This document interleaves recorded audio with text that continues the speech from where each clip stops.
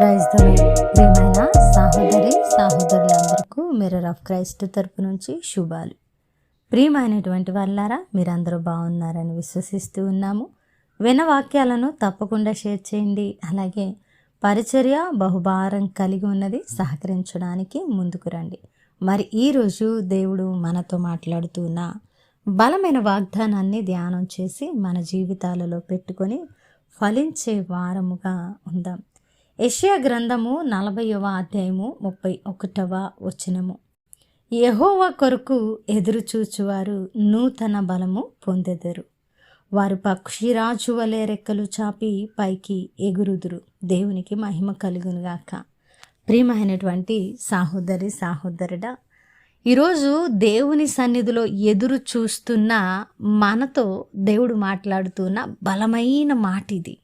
ఎందుకంటే దేవుని సన్నిధిలో ఎన్నో రోజులుగా కొన్ని కార్యాలు జరగాలని, కొన్ని పరిస్థితులు కట్టబడాలని, మనము దీవెనకరంగా ఉండాలని, మనము ఆశీర్వాదకరంగా ఉండాలని ఎదురు చూస్తూ మన సమస్యల నిమిత్తమై దేవుని సన్నిధిలో కనిపెడుతూ ఉన్నాం. యథార్థమైన మాట. ఆయన కొరకు ఎదురు చూస్తూ ఉన్నాం. కాబట్టి ఈరోజు ఆయనలో నీ ఎదురు చూపులు ఉంటే నువ్వు బలహీనమైన స్థితిలో ఉన్నావని, నువ్వు నీరసించిపోయావని, నువ్వు అవిశ్వాసంలోకి జారిపోతూ ఉన్నావని, నువ్వు కృంగిపోయి నిరీక్షణ పోగొట్టుకుంటున్నావని ఎరిగిన దేవుడు ఈరోజు బలముగా నీతో మాట్లాడుతున్న మాట ఏంటి అంటే, ప్రియమైనటువంటి బిడ్డ, నువ్వు ఎదురు చూస్తున్నది నా సన్నిధిలో కాబట్టి నువ్వు నూతన బలము పొందుకుంటావు. నువ్వు నూతన బలమును పొందుకోవటమే కాదు, పక్షిరాజు వలె రెక్కలు చాపి పైకి ఎగిరేటువంటి వ్యక్తిగా ఉంటావని దేవుడు బలంగా మాట్లాడుతూ ఉన్నారండి. మనం మనుషుల కొరకు కనిపెట్టుకుంటే నీరసించిపోవచ్చు.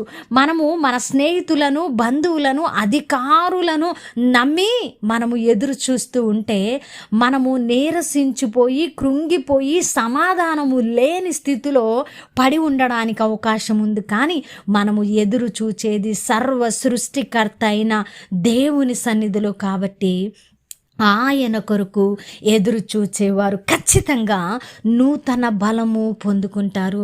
వారు ఎన్ని సమస్యలున్నా, ఎన్ని కష్టాలున్నా, ఎంత అగాధపు అంచులో పడి ఉన్నా, మరి దేవుడిచ్చే సమాధానాన్ని బట్టి, దేవుడిచ్చే నడిపింపును బట్టి పక్షిరాజు వలె రెక్కలు చాపి పైకి ఎగురుతూ విశ్వాసాన్ని వృద్ధి చేసుకుంటూ ఆయన బలమును పొందుకుంటారు. ఇది భక్తుడి యొక్క అనుభవపూర్వకమైన మాట.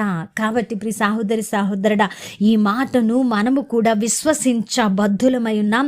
ఆయన సన్నిధిలో ఎదురు చూచేటువంటి మనము బలము పొందుకోవలసిన వారమై ఉన్నాం.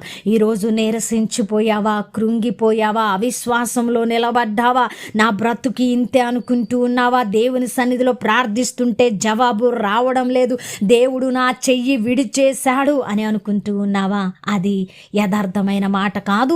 ఆ భ్రమ కలిగించేది అపవాదని గుర్తించి దేవుని సన్నిధిలో నిలబడిన నీవు బలము పొందుకోవడానికి విశ్వాసాన్ని కూడగట్టుకుంటే నీవు నిరీక్షణ కలిగిన వ్యక్తిగా పక్షిరాజు వలె రెక్కలు చాపి పైకి ఎగురుతూ ఆయన బలిష్టమైన చేతి కింద దీన మనస్సు కలిగి ఉంటావు.